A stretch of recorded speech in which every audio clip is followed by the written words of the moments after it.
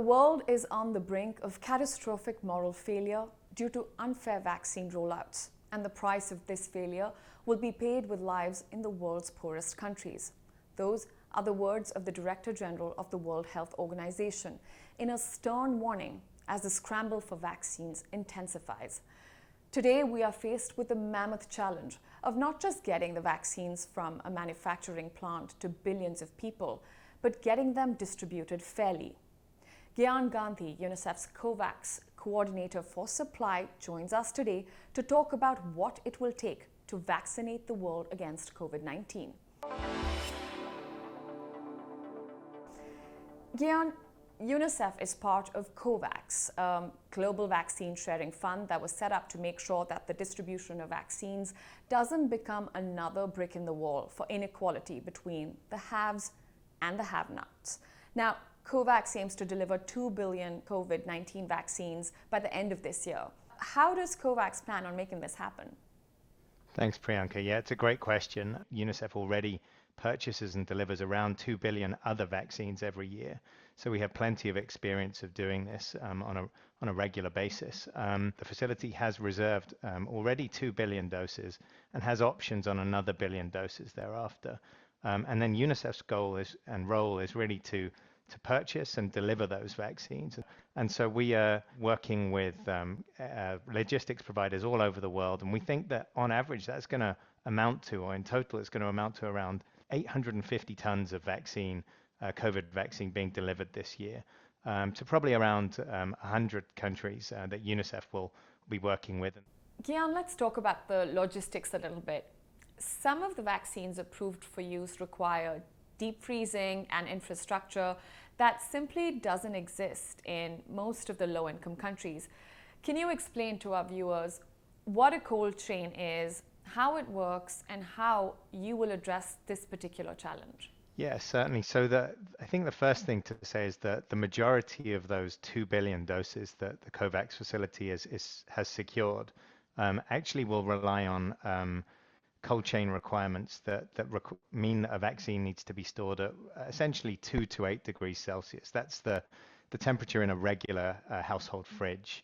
A few of the vaccines may need to be frozen in what is the equivalent temperature of minus 20 degrees of a regular kitchen freezer.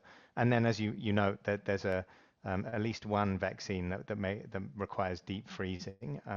But that is, if you like, the exception to the rule. And certainly the majority of the vaccines that UNICEF already purchases for other child health programs, maternal health programs, can be stored at those more less stringent temperatures.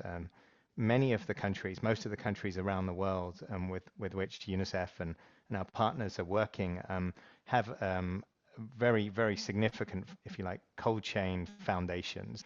By the end of 2020, we had already either delivered, installed, or purchased, I think, around 65,000 new fridges, predominantly for countries in Africa. Those fridges, it's kind of interesting to note, are primarily driven by solar electricity, and the reason for that, of course, is that we want to avoid any cutouts of electricity, and it's great we have that throughout most of Africa and Asia now. So the last thing I think to say here is that it's not just about the vaccines being in the fridges, but of course keeping the vaccines at those temperatures from the moment they leave a factory. So it's not just the countries or the health facilities that have these fridges, but it's also ice packs that we have with air freight carriers that keep the vaccines cool all the way down the chain and in refrigerated trucks. So it's a lot going on in the background. And finally, Gyan, in 20 years from now, how would you like to hear people tell the story of COVAX to children? Goodness, I can't wait for next year to come around, let alone 20 years from now in many ways. I think, in a way, COVAX, as I said, was sort of trying to do more than we've ever done before, but we're trying to do it to secure our futures and the futures of our children. It's not just about returning to what we consider normal.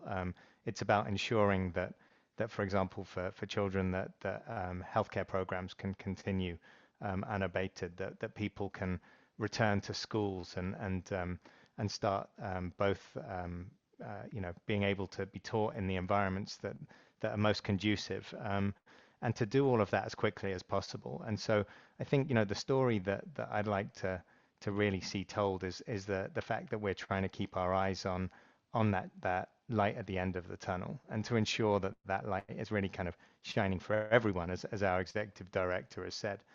So it means that we're doing it across the world all at once. I think the other thing is, in trying to do this so quickly and so broadly across the world, I think the story is going to be interesting, to look through the lens of how we're trying to work together on this at a time when individualism seems to be on the rise, when nationalism is on the rise, where the pandemic has really forced us to find a way to work in solidarity. And I think that, together with what we're trying to achieve, is a really powerful message. And I hope we can look back on that with a real, rose-tinted glasses in a way.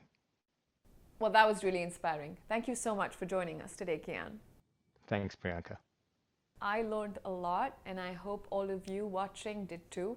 If you have any questions you want answered about the COVID-19 vaccines, drop them in the comment section below, and we'll take them up in this series as we interview experts from around the world. Thanks for watching.